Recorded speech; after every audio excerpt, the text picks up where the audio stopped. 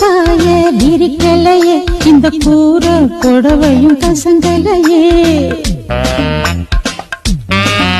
ஒரு கோழி மனசு தவிக்கிறது இந்த கொண்ட சேவல் நினைக்கலையே இது வாசம் பூத்த மல்லி அட சேர்த்து கையில் அள்ளி நீ ஆசதீர அணைச்சிக்க மாமா அந்த புற கதைய சொல்லி அந்த கோர பாய சுருட்டிக்கடி ஓ கூற புடவையம் மடிச்சுக்கடி இந்த தாத்தா தாடிய இழுக்காம